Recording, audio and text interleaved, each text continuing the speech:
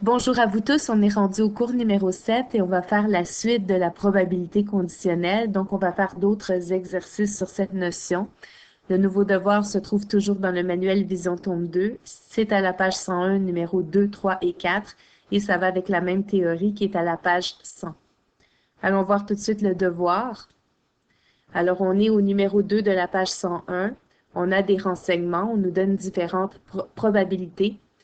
Donc, il y a la probabilité de A, de B, de A union B, de C, de A intersection C, de B intersection C.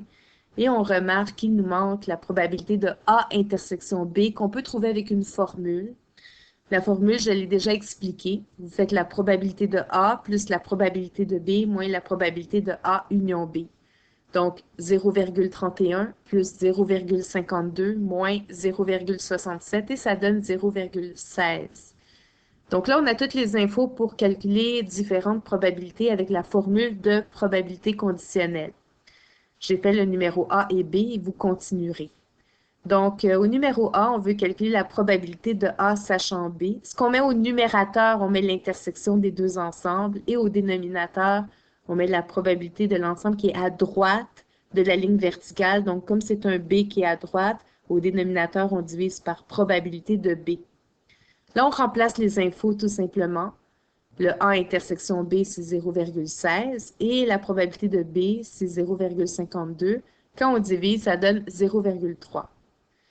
Maintenant, pour le numéro B, au numérateur, on met l'intersection des deux ensembles, que ce soit B intersection A ou A intersection B, c'est la même chose, divisé par la probabilité de A parce qu'à droite de la ligne verticale, c'est un A.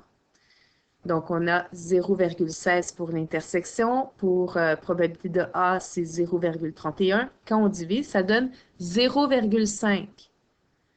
Par exemple, si on avait au numéro E probabilité de C sachant B, on fait la probabilité de B intersection C divisée par la probabilité de B, parce qu'à droite, c'est un B. Donc, au dénominateur, on met toujours l'ensemble qui est à droite. On continue. Numéro 3, ici, c'est une expérience avec un jeu de 52 cartes. On a 4 événements. Dans l'ensemble A, on veut obtenir une figure. Donc, il y a combien de figures dans un jeu de cartes? Il y en a 12 sur 52. Pourquoi? Parce qu'il y a le valet, dame et le roi, fois 4 catégories. Donc, 3 fois 4, ça fait 12. Les catégories, dans les cartes, il y a le cœur, le carreau, le trèfle et le pique. Combien il y a de rois dans un jeu de cartes? Il y en a 4 sur 52. Combien il y a de cartes rouges? Ben, la moitié des cartes sont rouges, donc 26 sur 52. Combien il y a de cartes de cœur? Le quart, c'est des cœurs, donc 52 divisé par 4, ça fait 13. 13 sur 52. Là, maintenant, on va calculer différentes probabilités. Alors, moi, j'ai fait le A et le C avec vous. Au A, on veut la probabilité de B sachant A, donc au numérateur, c'est l'intersection des deux, et au dénominateur, c'est la probabilité de A.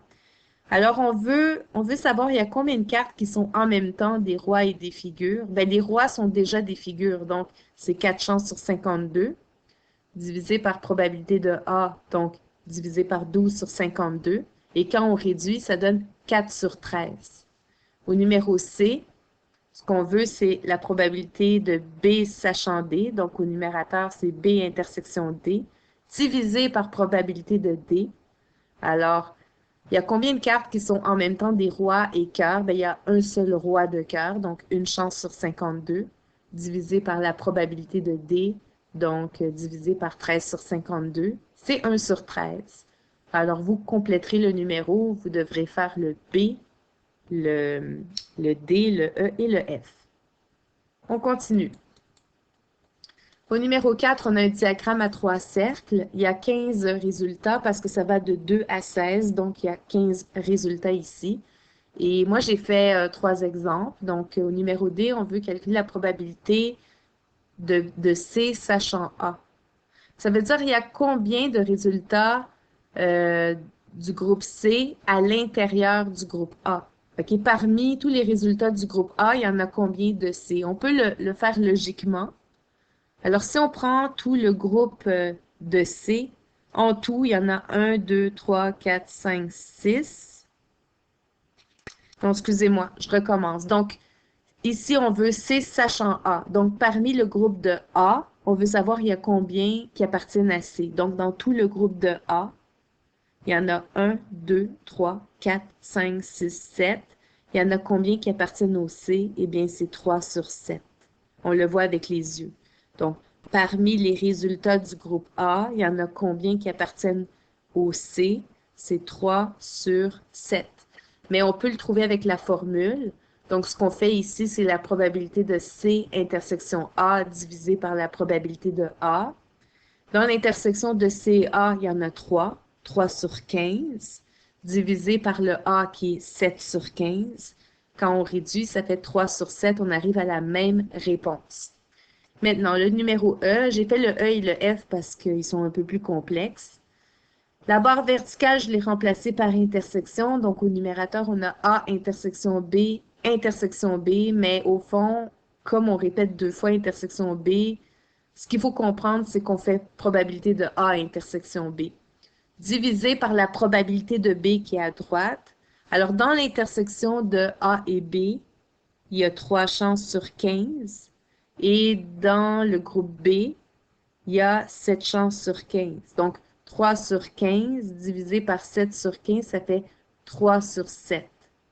Ce qu'il faut comprendre, là, si on le fait d'une manière logique, c'est que à l'intérieur du groupe B, il y en a combien qui sont dans le A intersection B? Il y en a 3 ici. Ces 3-là sont dans le A intersection B sur 7, parce que dans tout le groupe B, il y en a 7. Donc, on arrive à la même réponse. Donc, d'une manière logique ou avec la formule, on arrive à 3 sur 7. Maintenant, au numéro F, la barre verticale, je l'ai remplacée par intersection. Donc, au numérateur, on veut B intersection A intersection C. Combien il y en a dans l'intersection des 3 cercles? Il y en a 2 sur 15, parce que ça, c'est le centre. Et divisé par la probabilité de A intersection C, parce qu'au dénominateur, on doit avoir ce qui est à droite de la barre verticale. Donc, dans le A intersection C, il y en a 3 sur 15. Alors, quand on utilise la formule, on obtient 2 tiers. Et si on le fait d'une manière logique, c'est parmi le A intersection C, donc parmi ces 3-là, il y en a combien qui appartiennent au B? Eh bien, il y en a 2 ici sur 3. OK? On le voit avec les yeux. Il y en a 2 qui appartiennent au, au B parmi les résultats qui sont dans le A intersection C. Voilà, donc c'est ça. Sachez que je suis là pour vous aider si vous êtes bloqué, mais vous terminerez les numéros 2, 3 et 4. J'ai quand même fait plusieurs exemples pour vous aider. Alors, c'est ce qui complète la vidéo d'aujourd'hui. Bonne journée!